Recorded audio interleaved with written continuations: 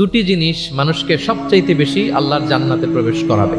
একটি হচ্ছে তাকওয়াল্লাহ, আল্লাহর ভয়, আরেকটি হচ্ছে হুসনুল খুলুক, সুন্দর আচরণ। এখানে বলা হয়নি যে নামাজ মানুষকে বেশি জান্নাতে প্রবেশ করাবে, রোজা প্রবেশ করাবে, যাকাত করাবে, হজ করাবে, এমন কিছু বলা হয়েছে না। বরং সুন্দর আচরণ মানুষকে বেশি জান্নাতে প্রবেশ করায়। আমরা অনেক সময় ইসলামের এই এসেন্সটা ধরতে পারি না। দেখবেন যে খুব নামাজি কিন্তু খিটখিটে মেজাজের লোক, খুব নামাজি স্ত্রীর সাথে খারাপ আচরণ করে, খুব আল্লাহওয়ালা প্রতিবেশীর সাথে ঝগড়াঝাটি, খুব নামাজি মানুষ কলিগের সাথে সম্পর্ক ভালো নাই। এরকম লোক আমাদের সমাজে আছে না নাই বলেন? তার মানে ইসলামের যে ট্রু এসেন্স এটা ধরতে পারে নাই। আশেপাশের নেইবরের সাথে, কলিগের সাথে, বন্ধুদের সাথে, সহপাঠীদের সাথে যে ভালো আচরণ করতে হয়, গুড বিহেভিয়ার করতে হয়, এবং এটাই যে আমাকে সবচেয়ে বেশি জান্নাতে প্রবেশ করানোর মাধ্যম হতে পারে, এটা আমরা ভুলে যাই। প্রিয় বন্ধুরা, আমরা যেন এই ব্যাপারটাকে ছোট মনে না করি।